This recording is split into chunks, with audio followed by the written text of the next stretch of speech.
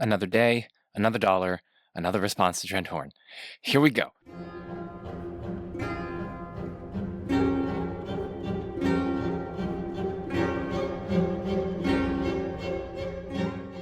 Alright, hello everyone, welcome back to the Majesty of Reason. I'm Joe Schmid, and today we are looking at this particular video that the Council of Trent produced. That is the...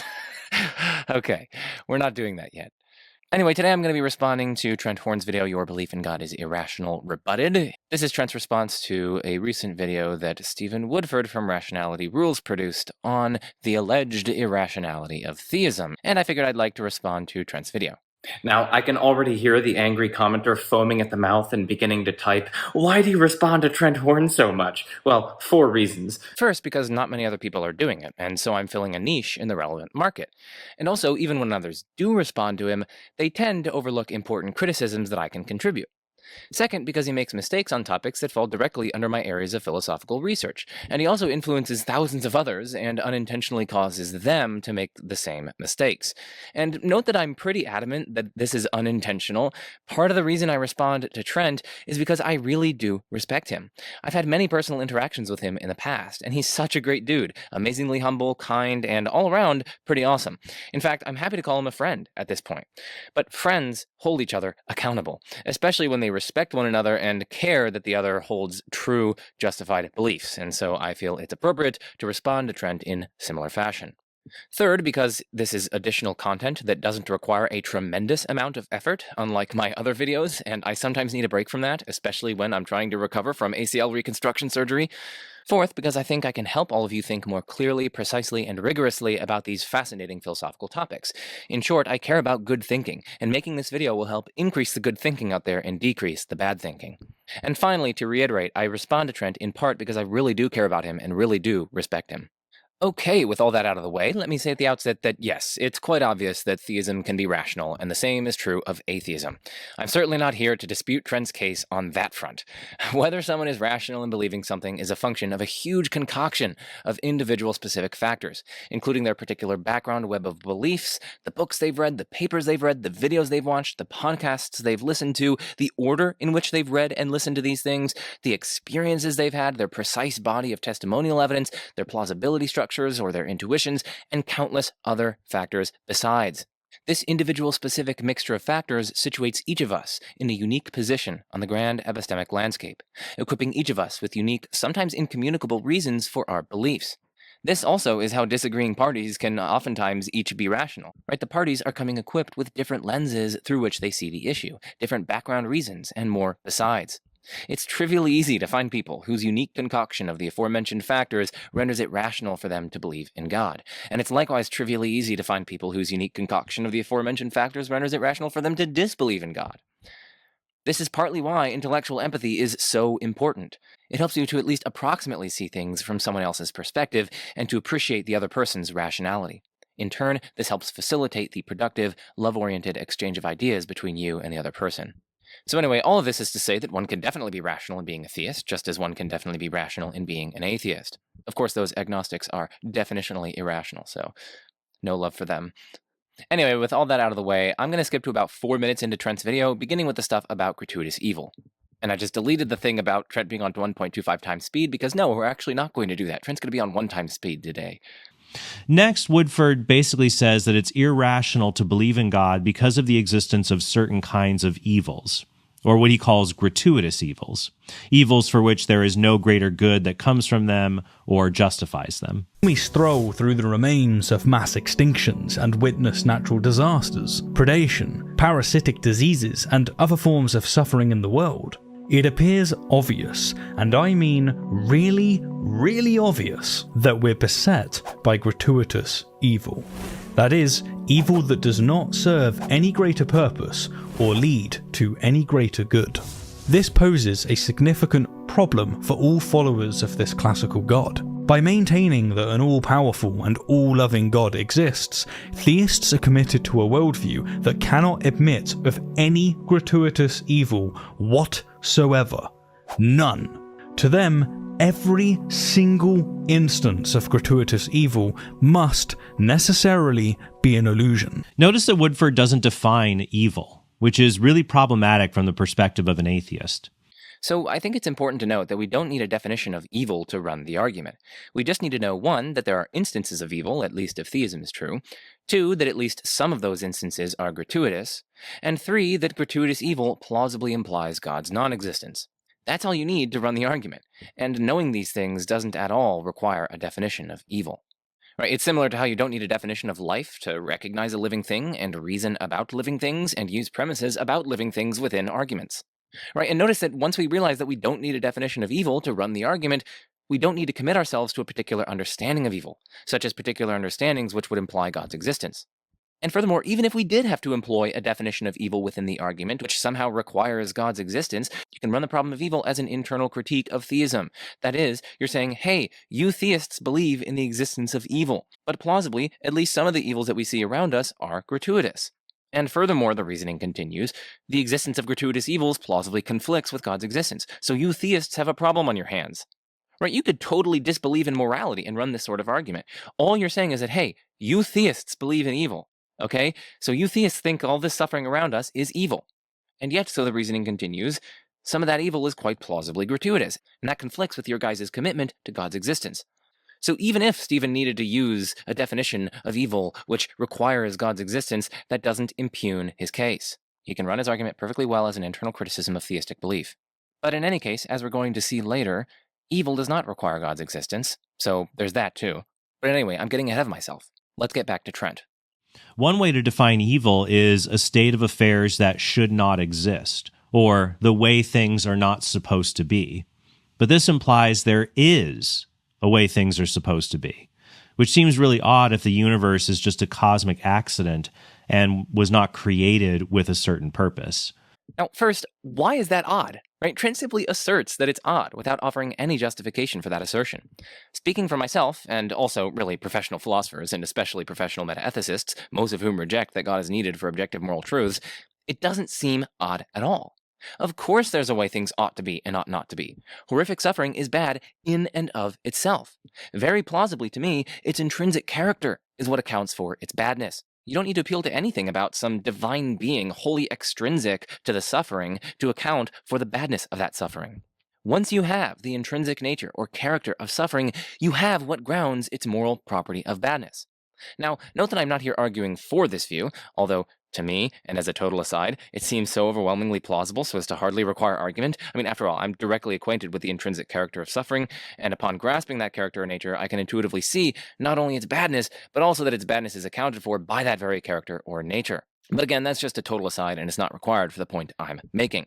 The point I'm making is that this view, one taken very seriously by professional philosophers, is an alternative to Trent's view that Trent would need to prove false in order for Trent to show that evil presupposes God's existence. Yet nowhere has Trent proven it false. Not here, not anywhere else. All we get, at best, are bare assertions that we need God to ground the relevant moral property. But bare assertions won't cut it here. So my main point is not meant as a rebutting defeater, right? I'm not here to say that this alternative account is true and hence that Trent's account is mistaken. My point, instead, is meant as an undercutting defeater. In order for Trent to prove his account is true, he would need to prove that this alternative account is false, and yet he has done no such thing. All we get on this front from Trent is pure assertion. So that's the first problem with Trent's point here. The second problem is that Trent himself should reject his argument here. Right? Just as we're here treating evil as a way things are not supposed to be, good is then the way things are supposed to be. Now, Trent appears to be arguing here that if there's a way things are supposed to be, then there's some purpose or intention for which they exist. But that can't be right even by Trent's own lights. Right? Remember, under Trent's view, God himself is good, and hence there's a way God is supposed to be, which of course is the way that God actually and necessarily is. But clearly, there's no purpose or intention for which God exists, right? No one created God for a purpose. There's no intention behind God's existence. And what this implies is that even under Trent's view, for at least one thing, namely God, there's a way that thing is supposed to be, despite the fact that nothing created that thing for any purpose. But then Trent's argument simply fails by his own lights. For then Trent is simply mistaken to infer from the fact that there's a way things are supposed to be, to the claim that there's a purpose for which they were created. That just doesn't follow. And it can't follow even by Trent's own lights. And of course, if Trent can help himself to God being a way he's supposed to be without there being any purpose or intention or design behind God, then the non-theists can also help themselves to there being ways things around us are supposed to be, without there being any purpose or intention or design behind them. So, my message to Trent is, just live with the fact that non-theists can perfectly well ground moral truths in the intrinsic natures and characters of the things around us, like what it is to be a state of suffering, or pleasure, or virtue, or knowledge, or friendship, or love. Or, in a relatively similar fashion, one could follow an excellent recent article by John Bengtson, Terence Cuneo, and Russ Schaefer-Landau, published in Mind, arguably the best philosophy journal on Earth, which also provides a non-theistic grounding of the relevant normative truths. Such truths, on the model proposed by Bengtson, Cuneo, and Schaefer-Landau, are grounded in the intrinsic nature or essence of the properties included within those truths. So that's just a shout out to this paper, literally forthcoming in the journal Mind. So super duper recent paper. Highly recommend checking it out. It's called The Source of Normativity. It's open access. I will link it in the description. Woodford is using the argument from evil to show God does not exist. But notice he frames the argument in a particular way, because he probably knows that the more general argument from evil does not work. Notice he says that God's existence is incompatible with gratuitous evil, and not just evil itself. The very fact that Woodford has to use the term gratuitous evil instead of just evil reveals a weakness in his position. In my view, though, it makes his position stronger, since it's much more plausible that God would prevent any gratuitous evil than it is that God would prevent any evil simpliciter. But anyway, let's continue. If he just said evil shows God doesn't exist, and he picked relatively minor evils like stubbing your toe or hurting someone's feelings, most people would say to that doesn't show God's non-existence. God could have good reasons for allowing those minor kinds of evils. If the price of heaven is a stubbed toe or a bruised ego, nearly everybody would be okay with that. That's why Woodford would not endorse this version of the argument from evil. It would go like this.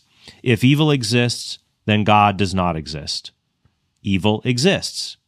Therefore, God does not exist. So most people, including Woodford, I would imagine, would probably say that premise 1 is false. There are some evils God would allow in order to achieve greater goods or to prevent worse evils. Most people will even tolerate a wide array of human evils because they see this as better than a world where humans don't have free will, or humans don't have any opportunities to practice virtues like compassion, courage, or forgiveness. That's why the agnostic philosopher Paul Draper says, quote, "Theists face no serious logical problem of evil." Now, a brief note on this point, Paul Draper is actually an atheist towards the God of traditional monotheism, although he's agnostic about the precise character of fundamental reality, like whether it's naturalistic or supernaturalistic. He's agnostic, for instance, about various highly non-traditional versions of theism, such as panpsychotheism. He actually has a really nice paper on it called Panpsychotheism. It's published in Current Controversies in Philosophy of Religion with Routledge. Now, how do I know all this? Well, because he's told me in person directly, many times. To avoid this problem, Woodford modifies the argument from evil and presents it in this way. Premise 1, if gratuitous evils exist, then God does not exist. Premise 2, gratuitous evils exist. Therefore, God does not exist. Now, most philosophers present this argument in a probabilistic form, and they say it's really likely gratuitous evils exist, so it's really likely God doesn't exist. But Woodford goes way beyond them. He says it's obvious these evils exist and that they serve no good purpose. It appears obvious, and I mean really, really obvious, that we're beset by gratuitous evil. Now, I think a brief note about this is in order. In general, I think we should try to stay away from claiming things are obvious full stop. Notice that being obvious, or self-evident, or plausible, or intuitive, notice that none of these are properties of propositions themselves, right? Instead, they're relations between the propositions and a particular person or group of people, right? There's no such thing as a proposition that's quote-unquote obvious in the abstract. Propositions can only be obvious to someone, right? They can only be plausible to me, or to you, or to everyone, perhaps. My point then is that propositions aren't just obvious or intuitive in the abstract. They're only ever obvious or intuitive to people. So then I'd urge us all to avoid saying things like, it's obvious that, or it's intuitive that. Instead, I recommend at least trying to replace these locutions with something like, it's obvious to me that, or it's intuitive to me that. Or perhaps it's obvious to a lot of people, or it's intuitive to a lot of people that. Right? After all, you don't get to conclude that something is intuitive or obvious to another person just because it's intuitive or obvious to you. right? What's intuitive or obvious for one person is often not at all intuitive or obvious for another person. So how should we answer this argument from gratuitous evil? Well, we could deny premise one, just as we did for the general argument from evil. And some theistic philosophers like Peter Van Inwagen have done this. Van Inwagen says there will always be some evils that don't serve a greater good or purpose because that's the price of having an ecosystem that follows natural laws instead of a world where God manages every single thing and natural laws don't function. So there are a number of problems with this. First, that's just clearly false, at least by my lights. I have two subpoints to justify why I think that's clearly false. First, in principle, God could alter the psychophysical laws which connect up animals' conscious states with their physical states. Psychophysical laws, by the way, are just descriptions of which conscious states are associated with which physical states. The idea here is that God could easily alter these laws so that, say, when animals are in the process of dying, for example, when they're starving to death, or being ripped apart by a predator, or being burned to death, when animals are in these sorts of physical states, the mental states mapped onto those physical states are not ones of horrific suffering, but are instead blissful mental states, or perhaps no mental states at all, kind of like anesthesia. God could then ensure that the only suffering that animals experience actually serves proportionate goods in the lives of those animals, such as helping the animals avoid damaging stimuli and eventually, say, reproduce. My overarching point in bringing up these alterations in psychophysical laws is that it's simply false that gratuitous evils are the price of having an ecosystem that follows natural laws, right? I just described a lawful ecosystem that God could in principle have actualized, and yet it doesn't contain gratuitous evil. It also doesn't involve God micromanaging every single thing in a lawless way. Also, notice that altering the psychophysical laws in this sort of way doesn't seem to result in the loss of any goods comparable to the newly achieved good of having prevented billions of instances of horrific animal suffering for trillions of animals throughout evolutionary history. The reason is that God is only here altering the psychophysical laws, not the physical laws or the physical states of reality. So, from a third-person perspective, the world would be identical to the actual world. The only changes would be in which conscious states of animals are associated with which of their physical states. All the same goods produced later in evolutionary history would obtain, such as the existence of humans, the existence of biodiversity, and so on. So it doesn't seem like any goods comparable to the prevention of the aforementioned instances of animal suffering would be lost if God were to alter the psychophysical laws in the manner described. So that's my first subpoint within this first overarching point. Remember, the first overarching point is that I think that this is just clearly false. That first subpoint is one reason why I think it's clearly false. And here's a second subpoint, which is another reason why I think it's clearly false. So second, you could easily have ecosystems following natural laws without any gratuitous evils. For instance, you could have ecosystems that are purely vegetative, or at least that don't have vertebrates with relatively sophisticated nervous systems undergirding pain. In fact, we literally had such law-governed ecosystems for quite a long time in evolutionary history, prior to the development of said vertebrates. Second, you could have ecosystems which have conscious animals, but where the animals don't have to prey on and parasitize one another for sustenance, right? Instead, they could all photosynthesize, or simply sustain themselves in a special kind of air around them. They could aerosynthesize, as it were. Or they could be chemotropes and get their sustenance from certain chemicals in the environment. Or any number of other in-principle possibilities. So again, it's simply false that gratuitous evils are the price of having an ecosystem following natural laws.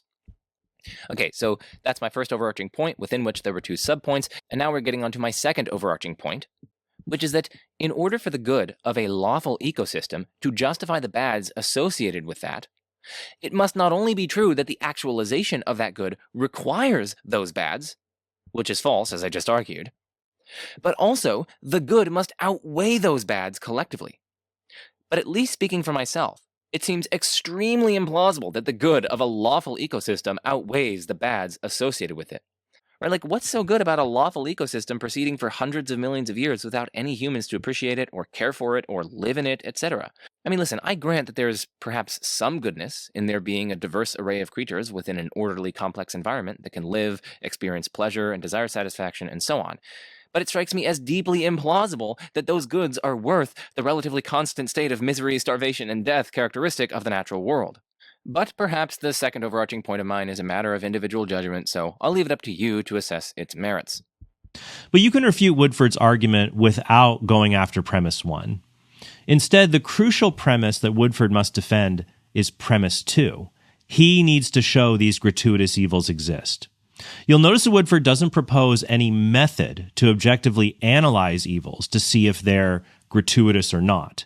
He just relies on our gut feelings about them being gratuitous. Right, so when Trent does it in his various videos and debates, it's an appeal to philosophical intuition or intellectual seemings, but when Stephen does it, it's just a pathetic appeal to gut feelings. All right, that makes sense. The more important point, though, is that, like most arguments, Stephen's argument will probably rest at certain points on an appeal to intuition. That's not an appeal to gut feelings. It's an appeal to a proposition striking one as plausible or obvious upon reflection. That's a perfectly kosher appeal, and it's how we know things like mathematical truths, logical truths, various metaphysical truths, and more.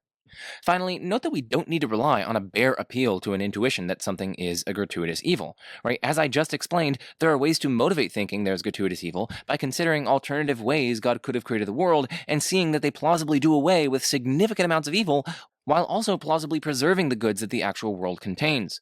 The case of altering the psychophysical laws of animals throughout evolutionary history is a case in point, or at least altering the psychophysical laws of animals throughout pre-human evolutionary history. So when, for instance, we discuss a mass extinction in which millions of sentient beings suffer horrendous and often prolonged deaths, rather than recognizing that, yes, gratuitous evil exists, theists have to spin a story, a Theodicy, so that they can confidently declare, this must be for the best somehow. And they must do this with every single instance of gratuitous evil. This can't be stressed enough.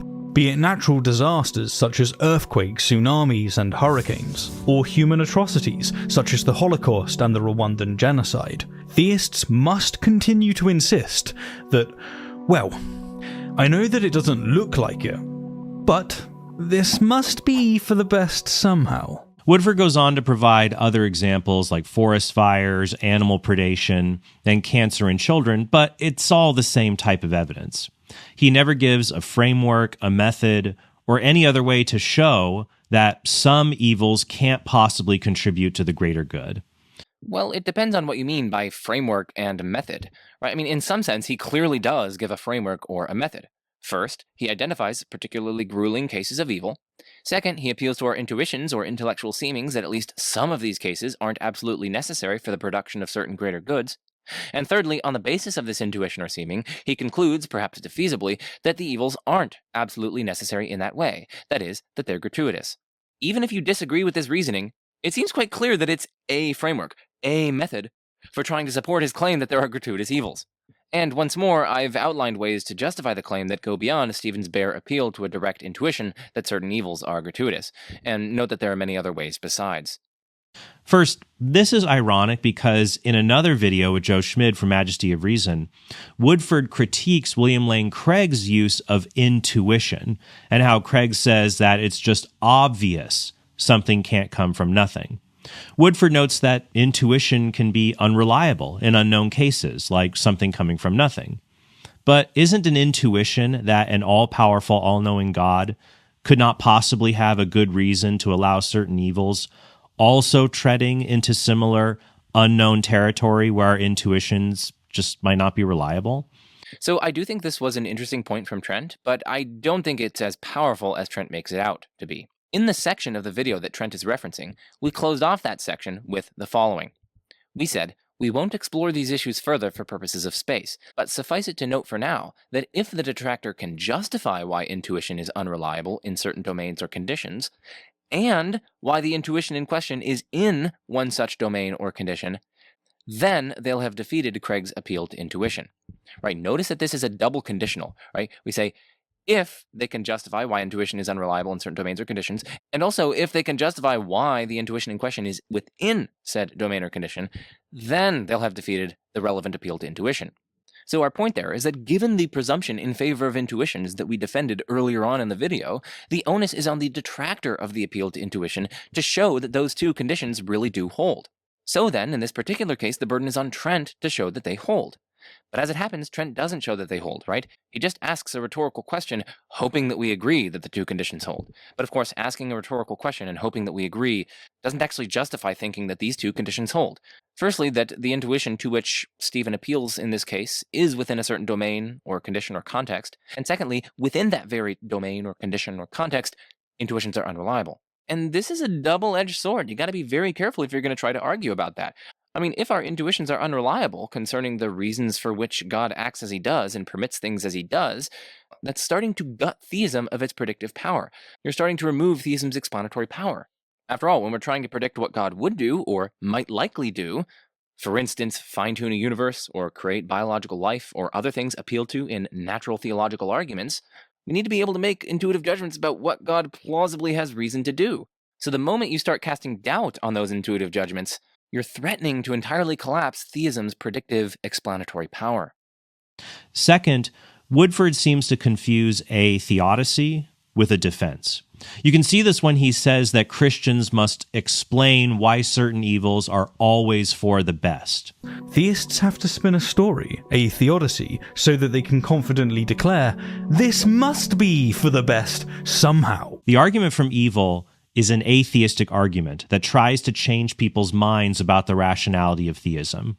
That means the atheist has the burden of proof, not the theist. So Trent here says that the atheist has the burden of proof, not the theist, in this sort of case. But it really depends where we are in the dialectic. For instance, if the parties to the debate share the intuition that some evils aren't absolutely necessary for the production of certain greater goods, then, given a general presumption in favor of intuitions, which is arguably sound philosophical practice and something that Trent himself has defended in some of Trent's debates, it simply follows that the burden is then on the theist to give some reason to doubt those intuitions. So Trent's point of view really depends on where we are in the relevant dialectic. And the theist doesn't have to explain everything that is unknown about God and evil. All he has to do is show that the atheist has failed to make his case that God and certain evils are incompatible. Think about when a Christian asks an atheist, if God doesn't exist, then what is the natural explanation of the universe's existence and order?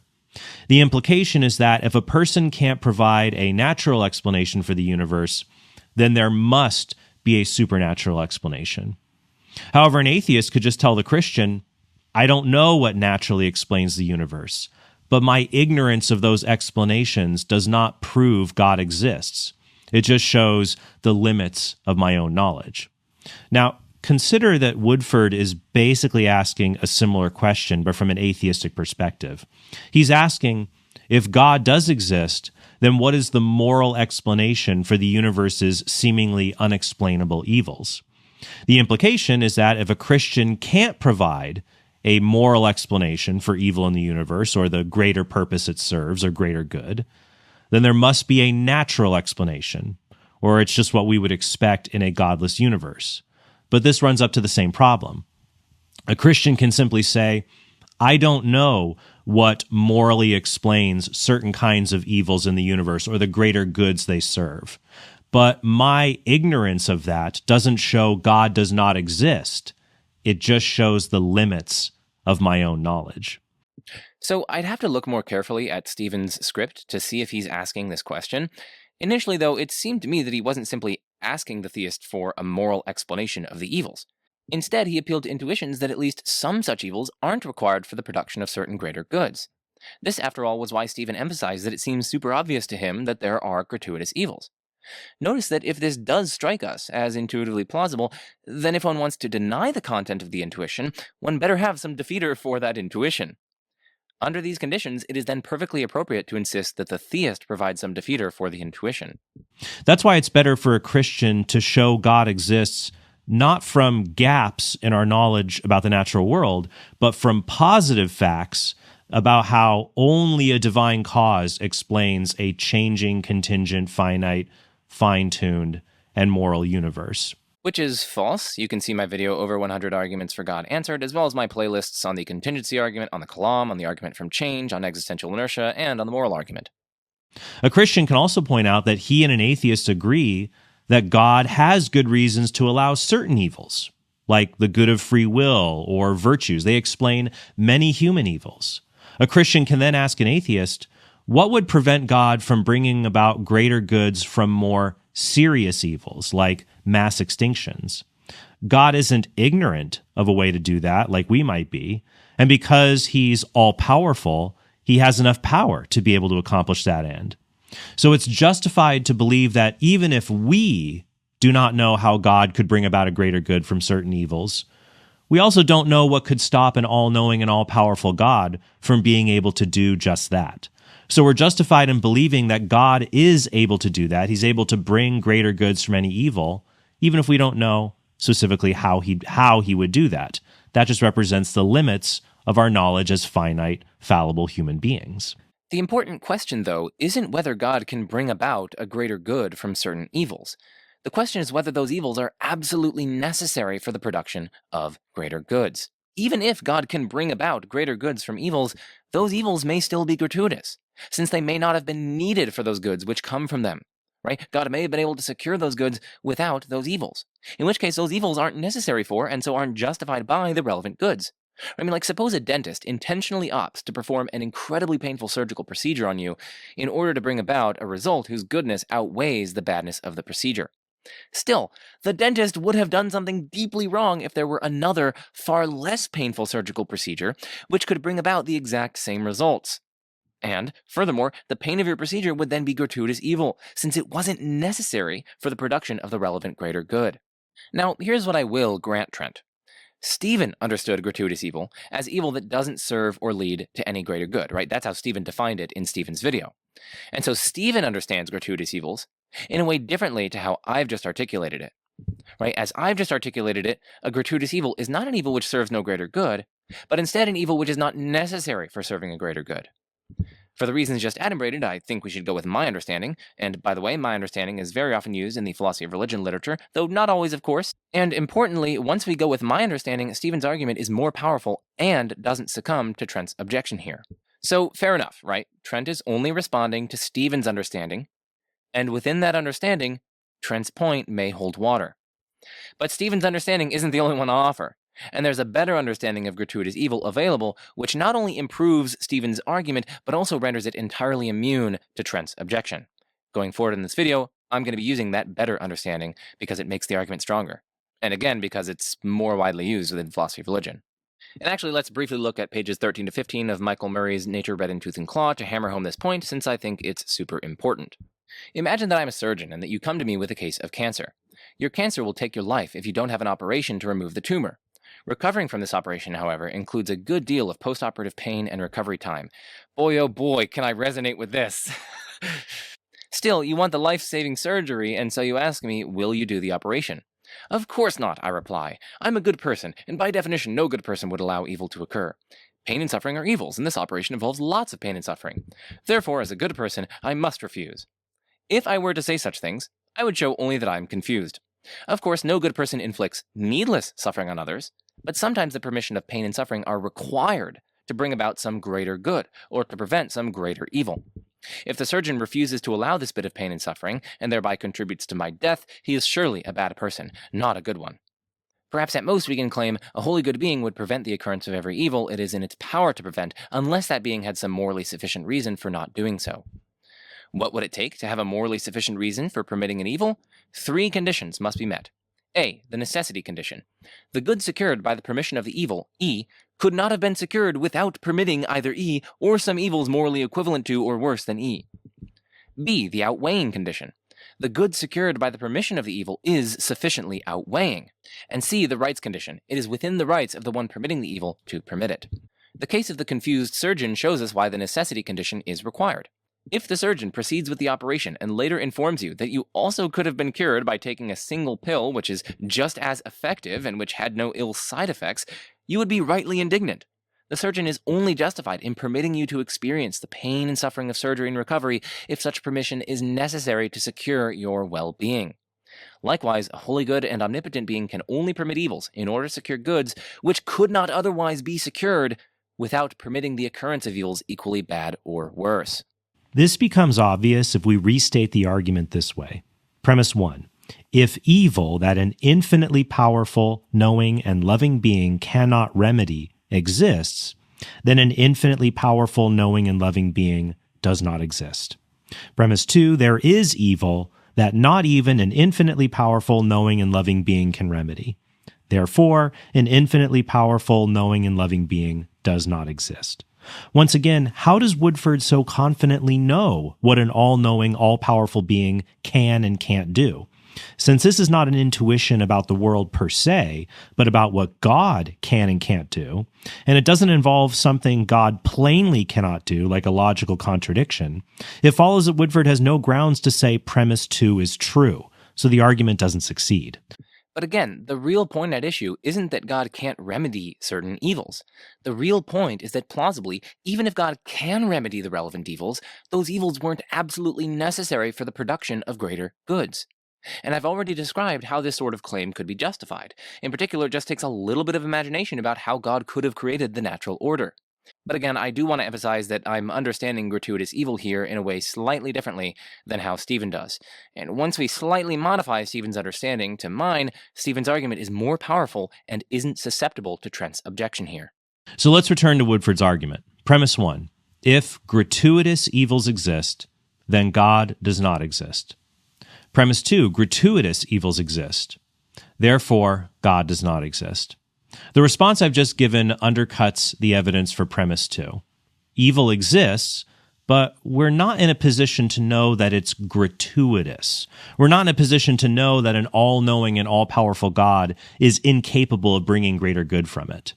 Therefore, there is no reason to think premise 2 is true. But there's also reason to believe that premise 2 is false. We can do that by simply reversing Woodford's argument. His argument is a classic modus ponens. If A, then B, A, therefore B.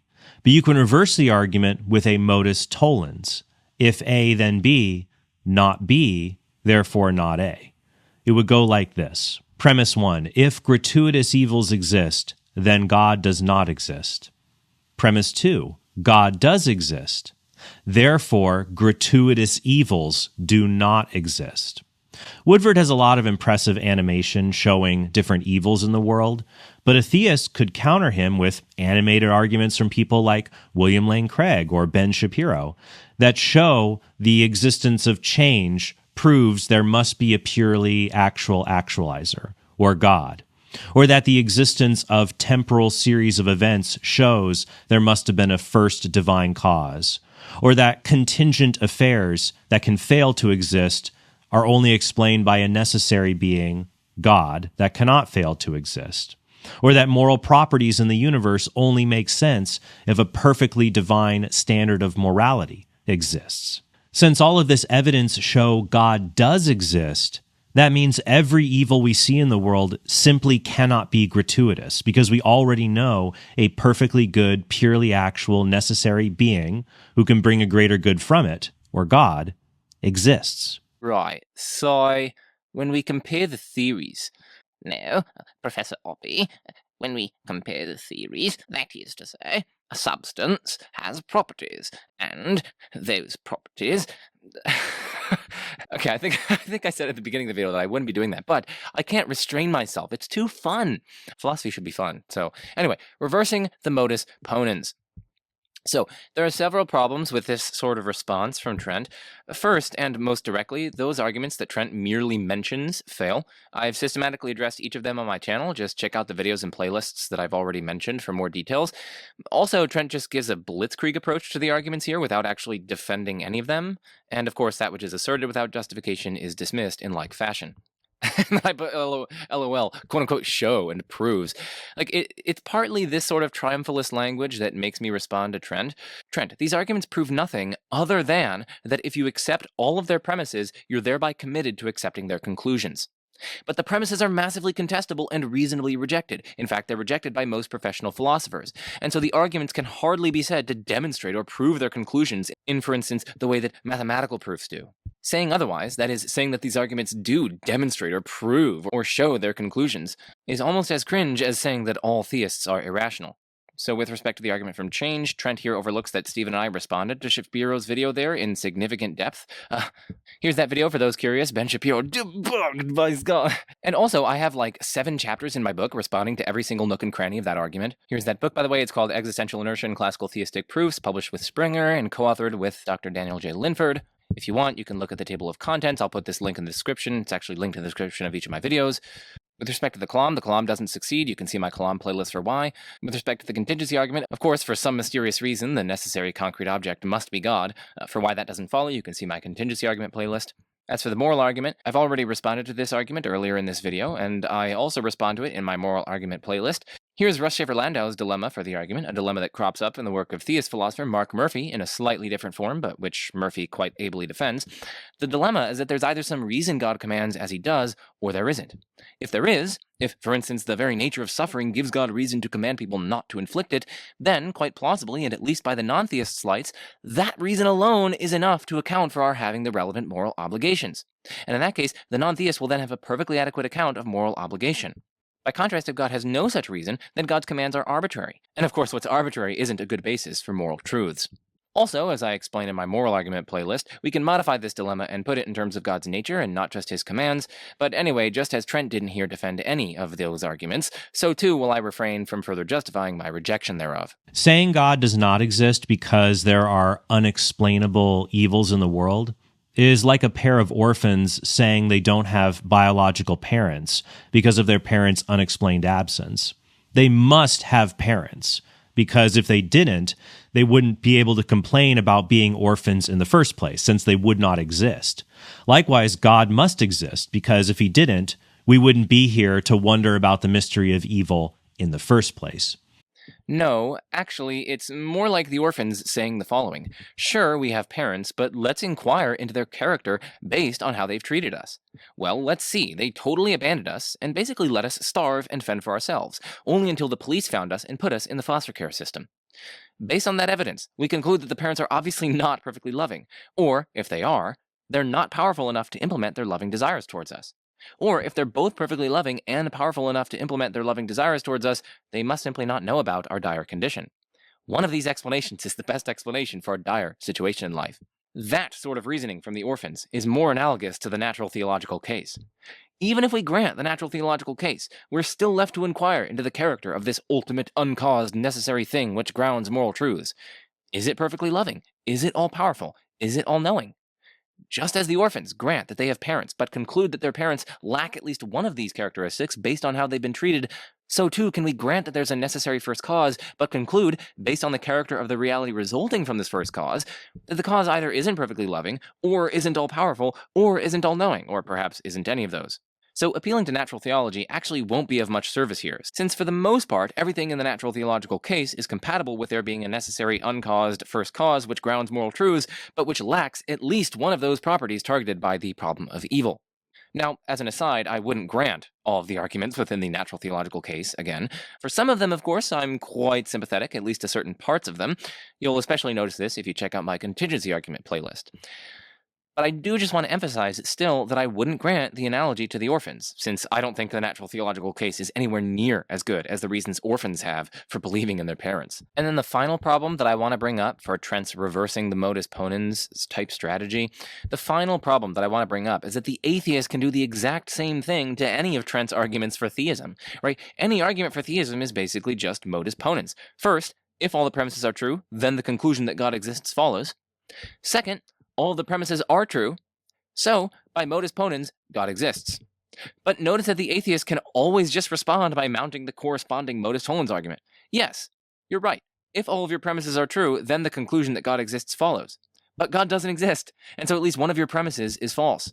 And just as Trent did, the atheist can just start rattling off argument after argument after argument for atheism in support of their premise that God doesn't exist. You can consult, for instance, Dr. Felipe Leon's list of 200 or so arguments for atheism. Many of these are defended at length in published peer-reviewed philosophical journal articles, others are present in books, etc. There are certain cosmological type arguments for atheism. There are certain ontological type arguments for atheism. There are certain arguments from order for atheism. There are certain teleological arguments for atheism. There are even arguments from religion/religious experience for atheism. There are arguments from morality and moral psychology for atheism. There are arguments from the meaning of life for atheism. There are arguments from consciousness for atheism, arguments from agency, arguments from reason, arguments from logic, arguments from abstract objects, which actually William Lane Craig, by the way, thinks are some of the most powerful challenges to God's aseity and sovereignty. And also in my Springer book, in the chapter on the Augustinian proof, we argue that abstract objects pose very serious challenges to the specifically classical theism that Trent defends. There are arguments from the nature of causation. There are nomological arguments. There are arguments from general ontology, metaphysics, and metametaphysics. There are epistemological arguments for atheism, arguments from aesthetics, normative arguments apart from problems of evil, arguments from divine hiddenness and non-belief. There are arguments from incoherence within or among the divine attributes and related matters. There are arguments from lower comparative prior probability. There are arguments from explanatory inferiority. There are arguments from rival supernaturalisms and or worldviews with equal or greater explanatory power and related matters. There are arguments from the success of naturalistic explanations, arguments from private evidence, arguments from evil. There are pragmatic or prudential arguments. There are cumulative case, combinatorial arguments, and so on. So just as Trent did, the atheist can just start rattling off argument after argument after argument for atheism in support of their premise that God doesn't exist. And this relates to another problem with Woodford's approach.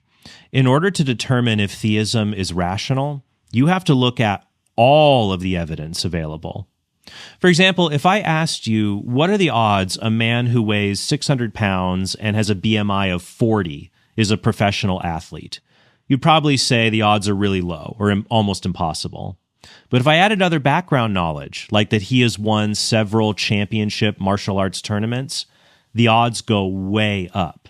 And you would figure out the best way to understand all of the evidence is that the man is a professional sumo wrestler. Likewise, asking if God exists, but you're only looking at the evil in the world, is like asking if an athlete exists and you only look at how much he weighs. You need to look at all of the evidence in order to assess the rationality of belief in something. Okay, so let me say, Trent is just spot on here, right? Shout it from the rooftops. Trent is absolutely spot on in his point here. And I want to emphasize this, right? It's good to agree with your interlocutors. Too often we find ourselves just rejecting everything they say simply because we have certain disagreements with them. I think we should fight back against this tendency and try to appreciate good points that our interlocutors make even when we disagree with them elsewhere. Right? It helps illustrate that we're not warring tribes who can't cede any ground. Instead, we're fellow explorers on a path towards greater discovery and understanding. We should be appreciative of our total evidence base when we're assessing the justification for and rationality of accepting certain positions.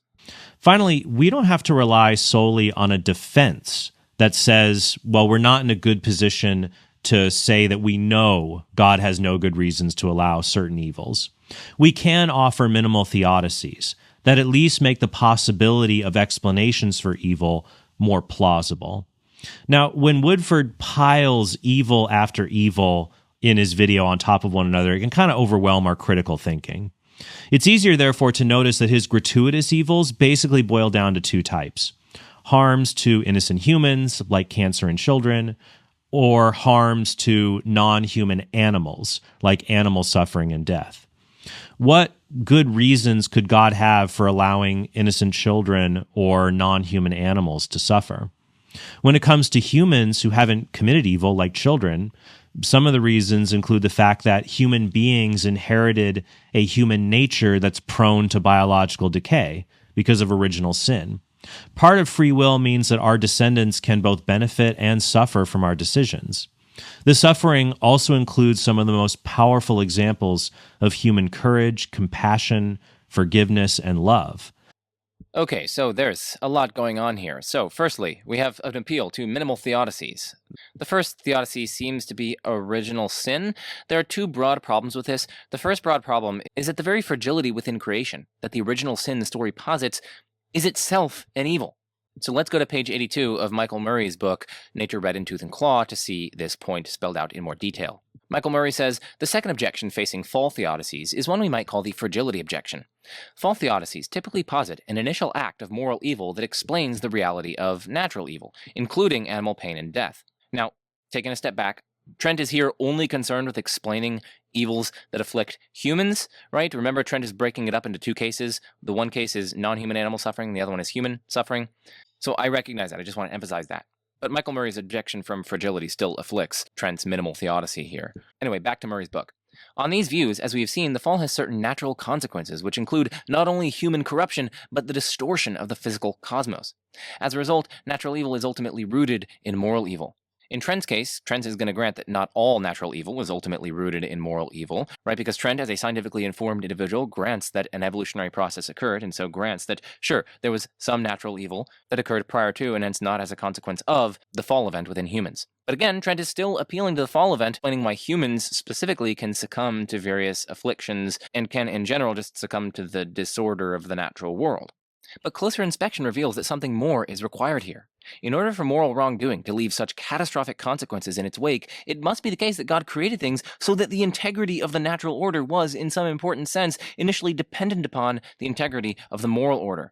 And this fact itself stands in need of some sort of explanation. If God were omniscient, he would surely know that the natural order was fragile in this way. Unless there's some reason why the fragility of nature is necessary, or why making it fragile in this way makes possible certain outweighing goods, the fragility of nature itself seems to be a puzzling defect in creation. This is a serious challenge for fall theodicies, whether they endorse the reality of natural evil prior to the fall or not. What possible good reason could there be for creating the universe in such a way that the fall of the first human pair could bring about a rewiring of people's nervous systems, thereby allowing for the possibility of pain and suffering and disorder and death and other things to afflict human beings? No easy answers jump readily to mind.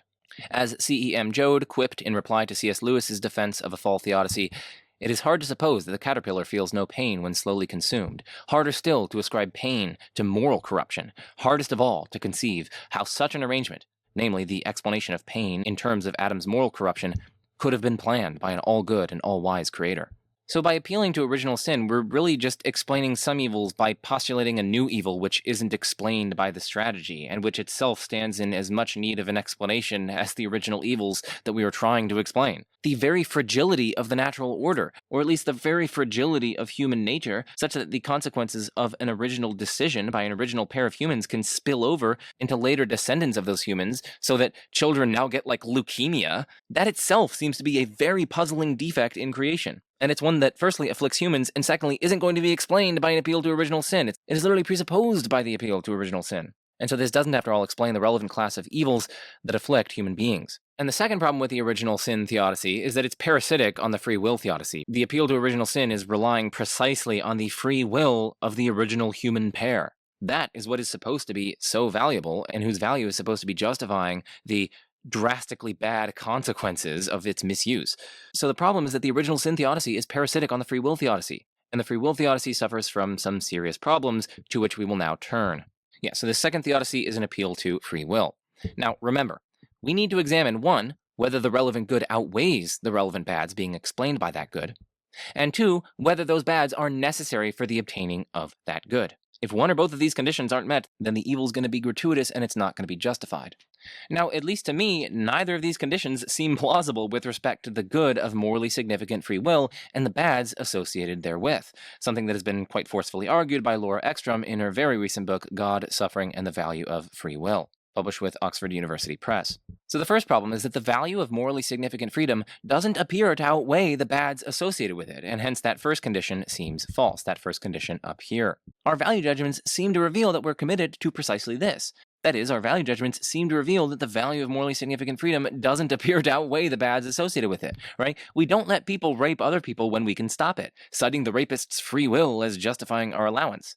No. We stop the rapist, thereby curbing the rapist's free will, revealing that we regard the rapist's free will as nowhere near valuable enough to outweigh the badness of its misuse in this sort of case. Likewise, we lock tons of people up, like serial killers, abusers, and more, thereby significantly curbing their free will. So then we seem to think that free will, at least in lots and lots of cases, isn't valuable enough to outweigh the costs associated with its misuse. The second problem is that even if the value of morally significant freedom does outweigh those bads, morally significant freedom may not require them, and hence that second condition may be false. Right? The second thing is whether those bads are necessary for the obtaining of that good.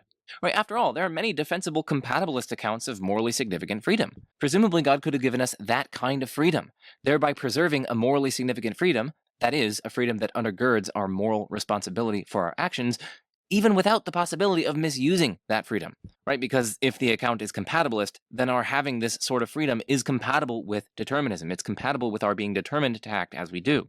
and hence it's compatible with our being determined to always do good.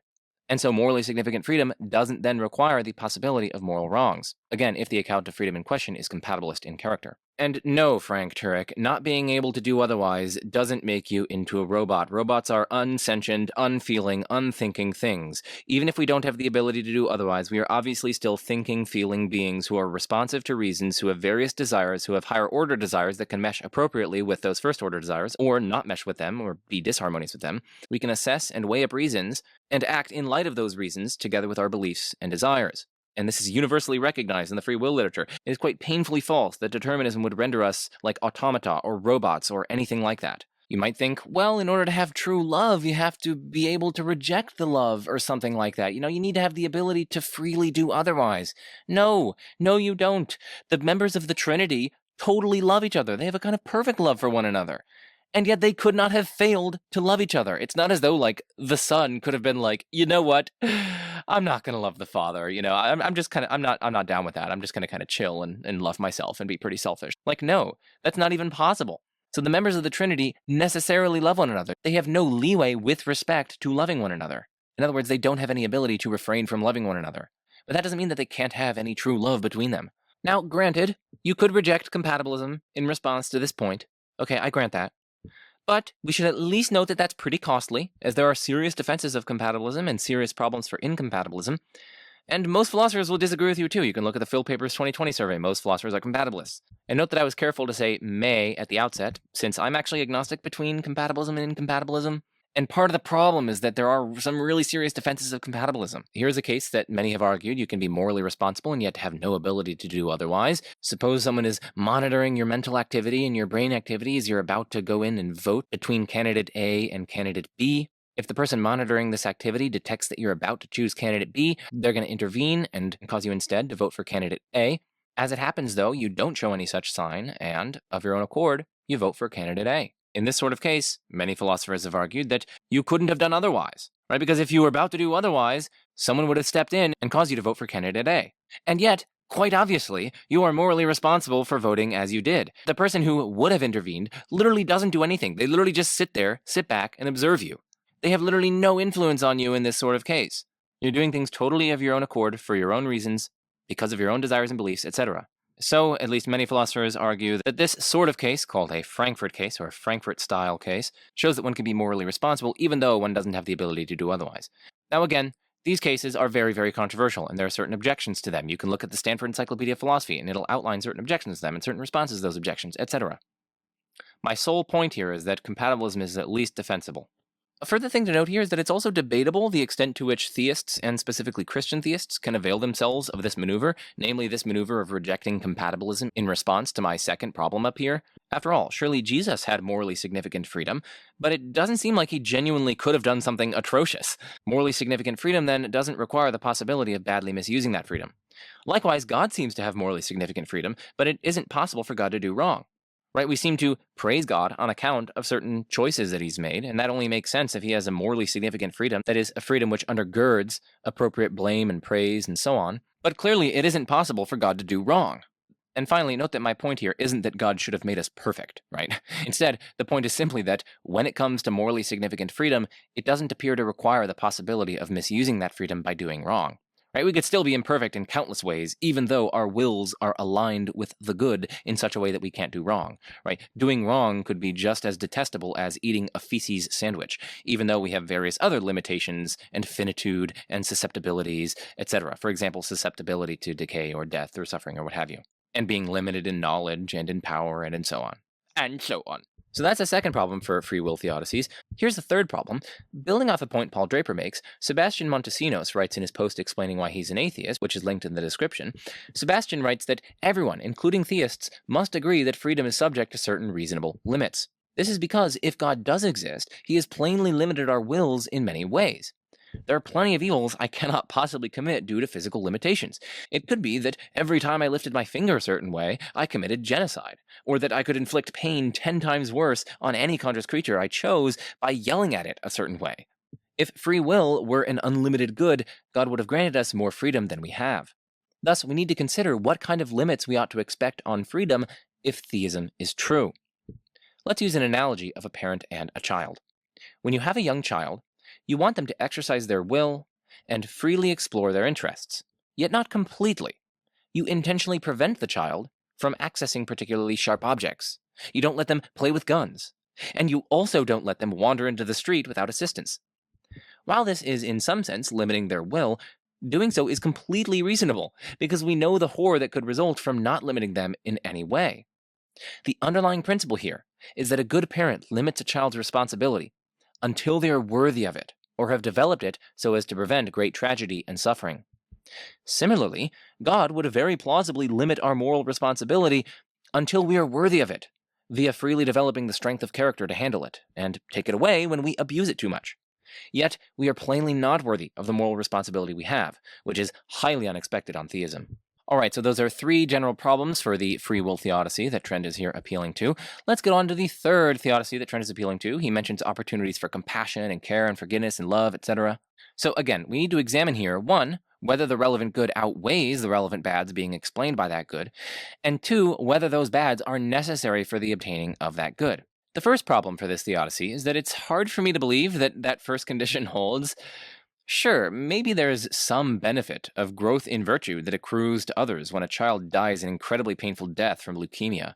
But those virtues, which, by the way, also often don't even develop, either because the tragedy actually ends up destroying the souls of others affected by the tragedy, hardening them, giving them debilitating depression, etc. But anyway, those virtues seem pale in comparison to the sheer atrocity of that evil. Are we really going to say, with a straight face, that the compassion of doctors and the fortitude of family members is what justifies putting little Jimmy through living hell? I mean, that totally strains credulity, at least to me. And again, our value judgments seem to accord with this, right? We try to prevent leukemia and other tragedies at all costs, because we recognize that the badness of those things outweighs the goodness of the relatively minor benefits associated with them. If we thought the benefits were so great so as to outweigh the tragedy, we wouldn't be so adamant on preventing the tragedy from occurring, right? We would instead view the tragedy like we do the pain in dental procedures.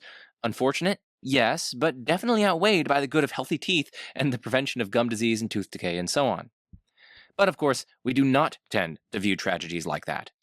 So it doesn't appear that that first condition holds. And since that first condition holding is required for the theodicy at hand to succeed, the theodicy plausibly fails. Alright, so we've gone over problem number 1 for this third theodicy, and now let's move on to problem number 2 for this third theodicy. This second problem now turns to that second condition. We're asking here, is suffering necessary for the development and manifestation of those virtues? To me, it doesn't actually appear so. It seems incredibly plausible to me that virtues could be developed and manifested even in the absence of, at least specifically, horrific suffering. As Sebastian Montesinos writes in the aforementioned post, virtues like perseverance and courage could arise in situations such as working hard on a doctoral dissertation or training for sporting events. Compassion, empathy, and sympathy can all arise when supporting those participating in these difficult endeavors. Virtues can also be developed in simulated situations. For instance, extremely realistic dreams or visions or virtual realities could allow people to be confronted with scenarios that involve danger or risk, and could be made forceful enough to leave a lasting impression on people's psychology and help them develop virtue. So it doesn't seem to be the case that suffering, or at the very least particularly horrific suffering, is necessary for the development and manifestation of those virtues. A still further point to make here is that quite plausibly, God could have structured our psychological makeup and dispositions in such a way that we cultivate the relevant virtues in response to much more benign, by which I mean much less suffering involving or no suffering involving, but still effortful intentional activities. For instance, meditation, prayer, and actively thinking positive thoughts could have had a significantly higher impact on the cultivation of many more virtues if God had simply structured our psychologies and psychological dispositions differently. In that case, we would still be able to grow our characters and cultivate virtue even in the absence of horrific suffering. Alright, so that's the second problem for this virtue-based theodicy. And then the third problem is that while some suffering definitely contributes to character growth and the development of virtues, a lot of suffering seems not to do so, right? Much suffering destroys people's character and lives, and horrific suffering especially is often soul-crushing rather than soul-building. The fact that we go to incredible lengths to care for sick infants, including ones whose parents have abandoned them, shows that human beings have intrinsic dignity, which is incompatible with a naturalism that has a species-neutral form of value associated with it. All right, so I just put what in the script here. So let's look at this. Here's what Trent said. The fact that we go to incredible lengths to care for sick infants, including ones whose parents have abandoned them, shows that human beings have intrinsic dignity, which is incompatible with a naturalism that has a species-neutral form of value associated with it. Let's try to formalize this, maybe. So, premise 1, we go to incredible lengths to care for sick infants. Premise 2, if we go to incredible lengths to care for sick infants, then human beings have intrinsic dignity. 3, therefore, human beings have intrinsic dignity. The problem is, why on earth should we believe the second premise here? I mean, not only does Trent flatly assert it with no justification, but it also seems to me to be clearly false. For starters, the fact that we go to such lengths only shows, at most, that we deeply care about sick infants, not that infants genuinely have value, let alone intrinsic value. Right? A meta-ethicist who disbelieves in any value can totally grant that we go to incredible lengths to care for sick infants. This shows only that we have strong pro-attitudes towards saving infants. It doesn't show that they actually possess value, let alone intrinsic value. So no, having intrinsic value clearly doesn't follow from us going to incredible lengths to care for sick infants, contra premise 2. Furthermore, utilitarians who traditionally deny the notion of intrinsic human dignity can totally account for it being right to go to incredible lengths to care for sick infants, namely that doing so almost invariably maximizes utility. Right? Saving sick infants almost invariably tends to significantly increase the infant's welfare and the welfare of others.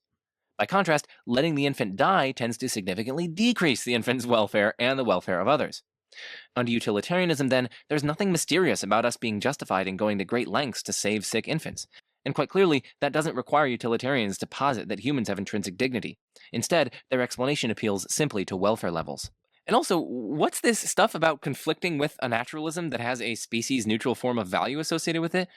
Yeah, of course, 3, that conclusion that human beings have intrinsic dignity, of course that will conflict with any view, whether naturalistic or theistic, that has a species-neutral form of value. Naturalism is just totally irrelevant here. I mean, Trent might well have said that it conflicts with a theism that commits only to a species-neutral form of value. Even if we grant the conclusion 3, which Trent has given us no reason to accept, this doesn't at all impugn naturalism unless naturalism requires us to posit only species-neutral value. But that is just simply straightforwardly false. A naturalist can easily accept intrinsic human dignity. For instance, they can easily hold that something has intrinsic dignity if and because it has certain inherent rational capacities, or a rational nature, or inherent capacities for relationships, or any number of other proposals. Nothing in naturalism debars one from saying these sorts of things. Finally, God can compensate children and other profoundly wronged human beings with eternal life or infinite happiness. Yeah, so there are a lot of problems with this. First, compensation for evil is not justification for inflicting or allowing that evil. Imagine I just randomly punch you in the face. Because say you're a Tottenham fan and I'm an Arsenal fan. By the way, well done Tottenham on not even making Europe this year. Now, that's a horrible thing to do, right? I just did something wrong. Now imagine that I just throw $100 million on top of your bleeding face as I walk away. Well, that $100 million is far in excess of the damage you've incurred. I mean, sure, you've experienced some pain, and sure, you'll have a black eye for a week, but you're now a millionaire and your life has gotten significantly better. But quite obviously, me giving you that $100 million did not justify me in punching you for being a Tottenham fan. It's compensation, sure, but it's certainly not justification for what I did. It doesn't give me a sufficient moral reason for doing what I did. I still did something plainly wrong in inflicting this on you. And moreover, my fellow Arsenal fan standing next to me also did something wrong in allowing me to go through with punching you after I told him I was about to do so. So you don't get out of the problem of evil by punting to compensation in the afterlife. There's still the central question of whether God is justified in inflicting or allowing certain evils. And positing compensation in the afterlife fails to make any headway on that question. So that's the first problem. The second problem is that the evils in question don't appear necessary for the good of heavenly bliss. And so the threat of gratuity remains in full force. Children who die in the womb without ever experiencing suffering are presumably not suffering in hell, right? They literally did nothing wrong. And so they're plausibly granted heavenly bliss despite never suffering evils. And so the good in question doesn't actually require the relevant evils. The third problem with Trent's appeal here is that, as Sebastian once again argues in his post, the main problem with this strategy is that antecedently it does nothing to help us predict any particular state of affairs. We could, when confronted with any quantity or kind of evil, suggest that those evils will be outweighed in the afterlife.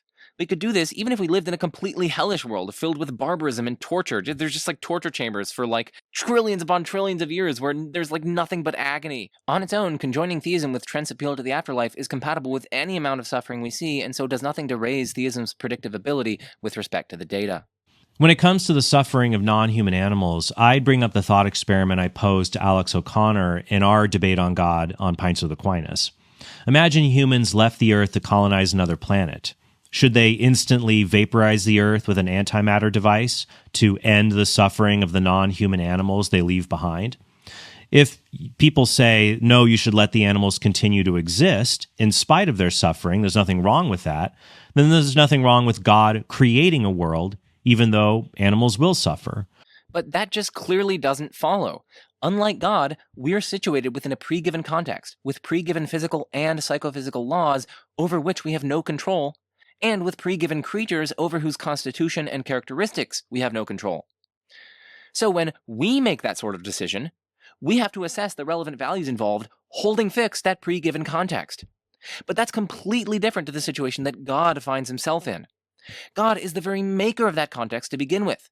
He isn't working within the constraints of pre-given physical and psychophysical laws, and nor is he working with pre-given creatures over whose constitution and characteristics he lacks control. No!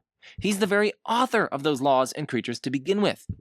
Given this, he definitely could have avoided lots of evil while still preserving the goods of biological diversity, virtue, lawful order and regularity, complexity, diversity, beauty, and so on. God need only have created photosynthesizing creatures instead of ones that have to rip each other to shreds and parasitize one another to sustain themselves. He need only have slightly altered the psychophysical laws to prevent massive amounts of utterly atrocious evils while still retaining the same causal functional profile associated with those mental states, and hence still securing any goods causally downstream of those mental states, and so on down the list. This alone makes a reasonably compelling case in my mind for gratuitous evil, and it shows a hugely relevant dissimilarity between Trent's thought experiment on the one hand and the position that God is actually in on the other. I've also already responded to this point of Trent's in my response to his opening statement with Alex there, but I'm too lazy to fetch my response. I made an analogy with a chess game. We have to abide by the pre-given rules of chess, but God, as the very author of the game, could change those rules. So there's a relevant dissimilarity between us and God that doesn't allow us to infer that God would be permitted in creating our world, merely from the fact that we are permitted not to push the button destroying Earth.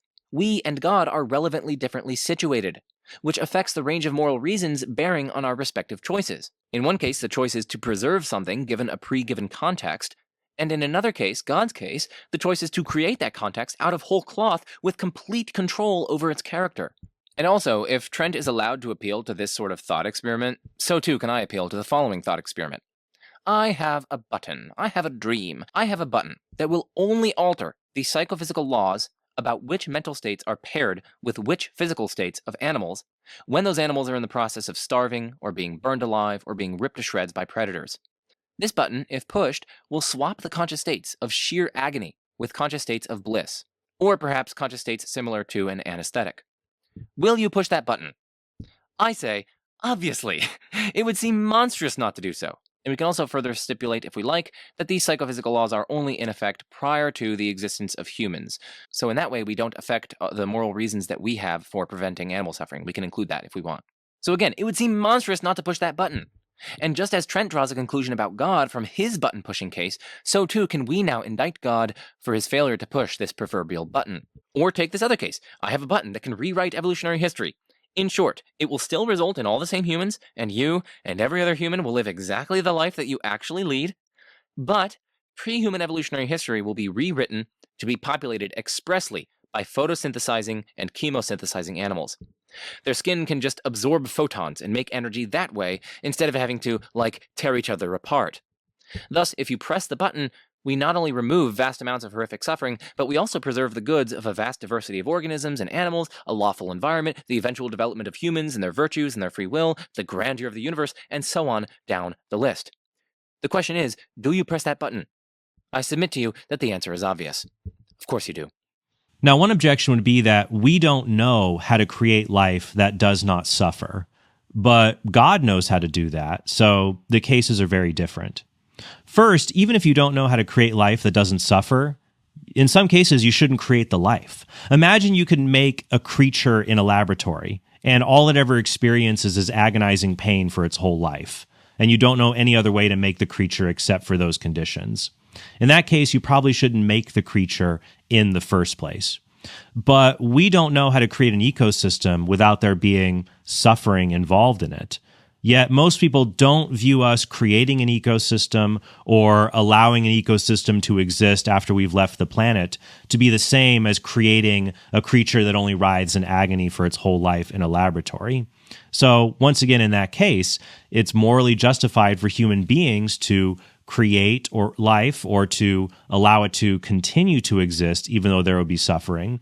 And there's a parallel there in God being able to do that. And our inability to do otherwise doesn't really factor into the argument in that case. Note that this doesn't affect my point above, which was about the differential situatedness of humans and God, affecting their moral reasons. I didn't claim that the relevant difference was that we have no ability to do otherwise. Instead, the relevant difference is that we are working within a pre-given context, and hence our moral reasons have to hold that context fixed. By contrast, God is not working within such a pre-given context, but instead is the very author of the context. And so his moral reasons regarding the character of any context to create will be different from our moral reasons to act within a pre-given context over which we have no control. Second, just as we wouldn't really be free humans if God directed all of our actions, animals wouldn't really be animals if they didn't experience pain or sensory inputs or respond to stimuli, if God just handled all of that for them. They would just be fleshy robots. But that's not the proposal at all. Right? The proposal isn't that they don't experience any pain or that they're robots or anything like that. Instead, the proposal is that 1. God could have created humans and biological diversity without using any evolutionary means, and instead using, say, special creation, thus avoiding millions of years of agony while nevertheless actualizing seemingly all the same goods, like humans, free will, love, biological diversity, lawful regularity, beauty, even development from chaos to order, pleasure, etc. 2. God could have made organisms that experience significantly less suffering by predicating their sustenance not on predation, parasitism, etc., but instead on, say, photosynthesis, or chemosynthesis, or aerosynthesis, which is my term. And they could die not through starvation or disease or other things like that, but through lawfully governed means. Say, an organism painlessly passes away in its sleep after a certain set number of days, or something like that. 3, God could have slightly tweaked the psychophysical laws so that when animals are in the process of dying, their conscious states aren't ones of pure agony, but instead have a different, neutral character. And note that the animals could still feel non-horrific pain at other points in their life when the pain serves proportionate goods in the life of the animal, such as when the pain helps the creature avoid tissue damage and then propagate its genes. Clearly, none of this makes animals robots. None of this means animals wouldn't experience any pain. None of it would mean that they aren't animals. None of this involves God micromanaging things. None of this involves tons of miraculous interventions and lawlessness and chaos and disorder. None of it. Absolutely none of it. Of course, the animals in these sorts of situations aren't numerically identical to animals as they actually are, but that's the whole point. The point is precisely that the way that animals actually are plausibly involves gratuitous evil, and so they should have been made differently. Of course, then they wouldn't be numerically identical to the animals as they actually are. I would say it follows that if humans can have good reasons to create or sustain ecosystems, then God has similar good reasons. No, it doesn't follow, as explained earlier. Plus, unlike humans, God can grant conscious animals eternal life or eternal happiness. I'll link to some resources that defend that view in the description below. The fact that God can give conscious creatures, be they human or non-human animals, infinite happiness would outweigh any kind of evil they might experience in this life. But again, the same 3 points apply here as before. First, again, compensation isn't justification. Second, again, the evils in question don't appear necessary for the good of heavenly bliss, so the threat of gratuity remains in full force, right? Animals can be granted heavenly bliss without having to suffer first. And third, again, this does nothing to increase the probability of the data on theism, since the same strategy could be employed with any amount of animal suffering. Woodford then offers an argument from the philosopher Stephen Law that tries to show these sorts of explanations that I've given you are apparently futile because they could be used to defend an absurd belief, like that a totally evil God exists. To believe this, I argue, is to be profoundly irrational. Having a faith this strong only serves to protect you from reason. Now, in my experience, theists tend to fail in grasping the irrationality at play here, and so let me flip the script through the work of Stephen Law. Suppose that I believed in an all-powerful and all-evil God, which entails that he has unlimited power and will always act as to create the greater evil. And when I'm presented with something that's seemingly obviously good, such as children playing as they cultivate lifelong friendships and love, I argue that this is an illusion of good. Can't you see that God has intentionally allowed for moments of good as a way to intensify the suffering that follows? After all, if you didn't love that person before God gave them cancer, then you wouldn't have experienced the pain that you still do, even to this day. God is wise in his cruelty, don't you know? Then suppose you gave me countless other examples of seemingly obvious good, and yet I didn't budge at all. No, I confidently declare, this all might appear rather lovely, but I assure you, this must be for the worst, somehow. Technically, I would indeed be telling a consistent story here. My Theodicy provides a possible account, but mere possibility doesn't imply high probability, does it? The fact that it's possible that an evil god exists doesn't mean that it's rational to believe as much. You may find the evil god concept facetious, but make no mistake about it. This is a parody of precisely the irrationality of Abrahamic theism. So Woodford's argument is that if we say an all-evil God cannot exist because the amount of good in the world is not what we'd expect an all-evil God to create, then we also have to say an all-good God cannot exist because the amount of evil in the world is not what we'd expect an all-good God to create. But all this argument shows is that we can't determine God's character solely from the amount of good and evil in the world. I mean, if everything was maximally evil at every second of existence, then you could probably conclude an evil creator made the world. But that would not prove God was evil. At best, there would just be an evil being that made an evil universe within the much larger reality God created, because God, by definition, is all good.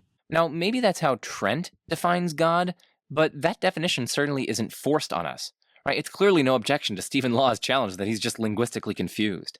If you like, we can even call it the evil God challenge instead of the evil God challenge. So I don't think this point has any force. And evil isn't a thing anyways. So Trent is here espousing the privation theory of evil, or at least a Hornian variety of the privation theory of evil.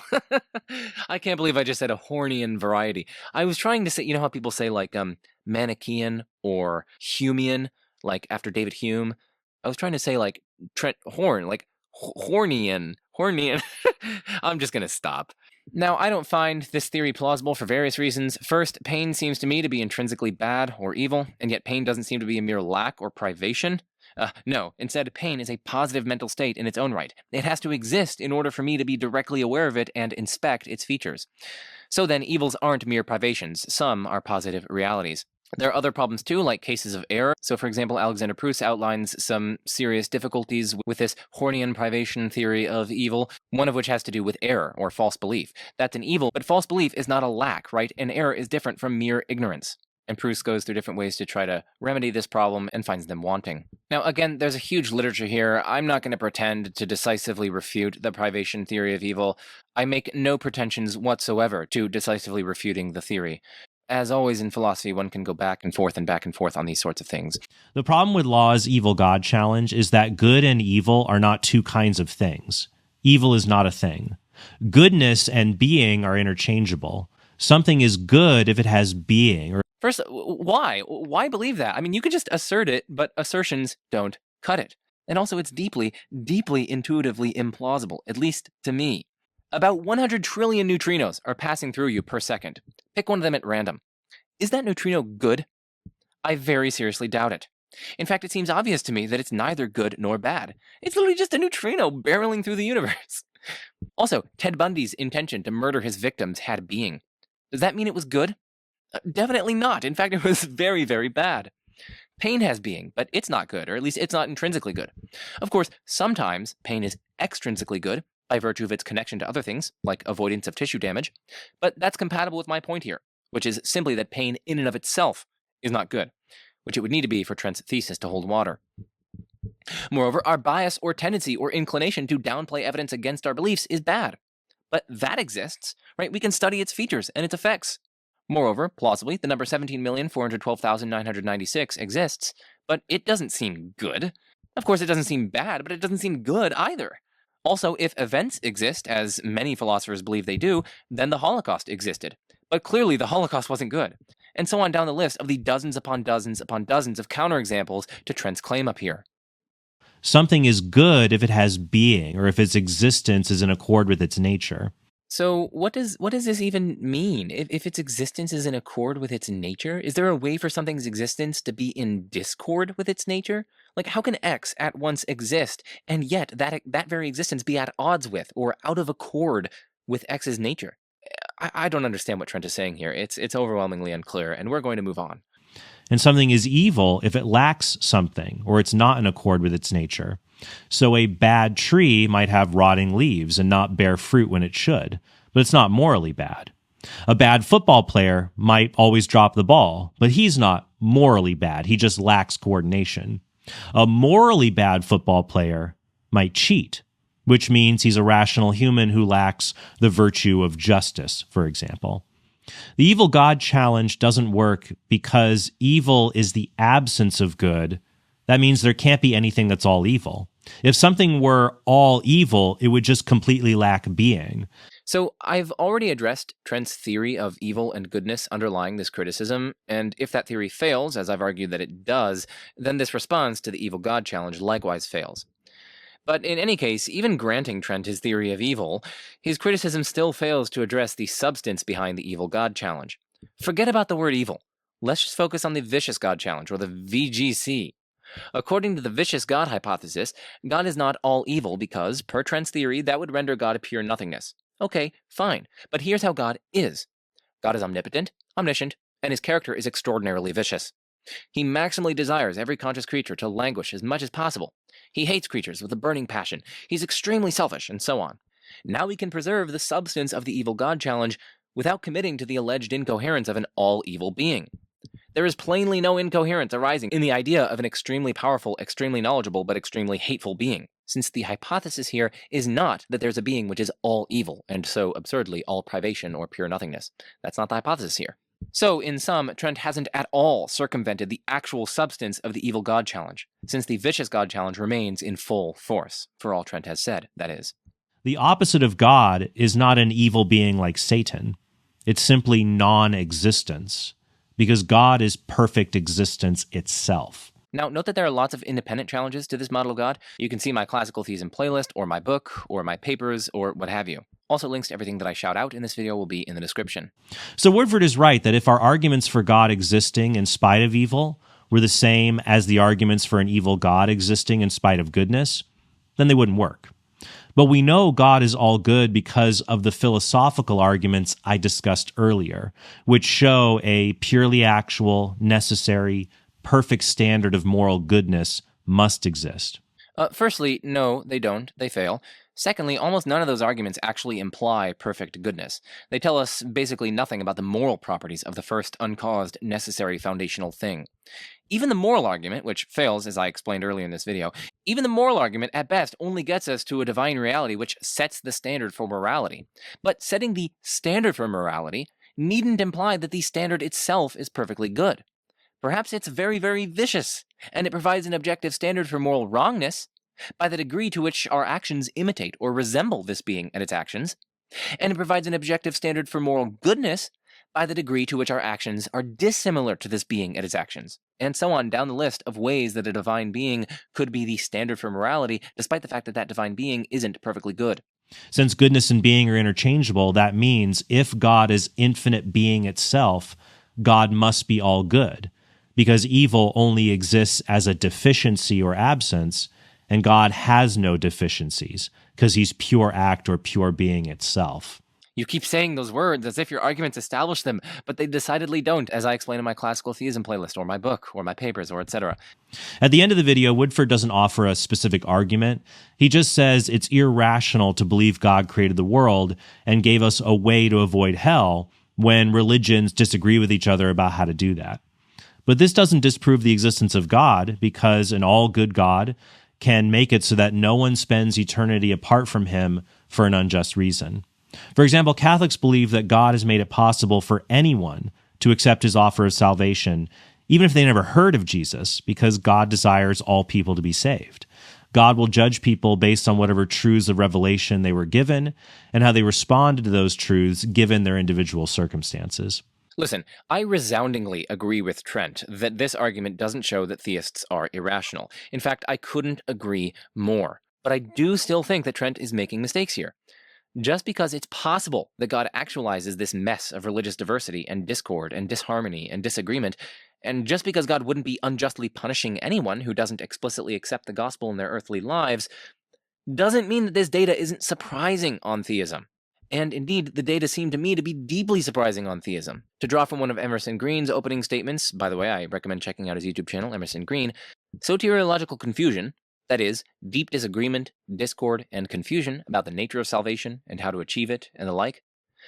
Soteriological confusion is a matter of course on naturalism. On naturalism, religion is a natural phenomenon, and your religious beliefs are in large part determined by your geography, your familial and peer groups, and your immediate cultural surroundings. It needs to be emphasized that this is not like other disagreements. We disagree over all sorts of issues about how the world works, but typically there's no omniscient person who's trying to communicate to us the right answer. On the other hand, God is a personal being who is trying to communicate the right answers to soteriological questions, and yet he's evidently failing to do so. Despite the best efforts of an omnipotent being who has our best interests at heart, we're beset with discord and disagreement and disharmony and confusion on an issue of infinite significance. To make matters worse, untold millions of human beings, some of them children, have been the victims of psychological terrorism that arises out of this soteriological fog. Naturalists, of course, have no difficulty explaining this kind of discord. It would be very surprising if every religion somehow landed on the same answer about salvation, despite, I add, arising independently from one another. That would be immensely surprising. And actually, it would be evidence for theism if all the world's religions and denominations converged where it really mattered. Soteriological harmony would be good evidence for theism. This is not the world we see. On the naturalist view, theists disagree about important religious questions for the same reasons that people wear different kinds of clothes and speak different languages: geography, familial groups, peer groups, cultural surroundings, and so on. Theists, on the other hand, have to believe that God is trying to tell us the right answer, yet somehow the answer is unclear. God could have communicated in such a way that there was no ambiguity, or designed our minds such that we naturally intuit the right answer. And since he desires what's best for us, he has reason to dispel confusion on this matter of unmatched importance. Clearly, the observation of soteriological confusion is evidence favoring naturalism over theism. So anyway, that's going to have to do it, folks, for my response to Trent Horn. I thank Trent for his very thought-provoking video, and ultimately we agree that theists can definitely be rational, and I hope to have contributed something of value to this conversation and to your own pursuit of truth. If you see value in the work that I do, please consider becoming a patron or making a one-time donation. Links to both of those are in the description. You can think of one-time donations as like a tip, right? You tip waiters for bringing you extra breadsticks when waiters are getting paid for what they're doing, but I'm not getting paid for what I'm doing, and I'm not just like bringing you extra breadsticks or something trivial like that. Well, okay, breadsticks aren't really trivial. That's pretty important. I'm not bringing you something relatively trivial like that. I'm trying to help you get to the fundamental nature of reality, and I'm trying to do so with care, precision, clarity, rigor, and ultimately love. So if you tip waiters, that's my little case that you should also tip me. But of course I'm biased, so. No, but seriously, any and all of your contributions firstly help me pay for undergraduate student debt, and secondly are really going to help me through graduate school at Princeton University. Oh, yes, indeed. And as always, what better way to end is there than, I'm Joe Schmid, this is The Majesty of Reason, and peace out.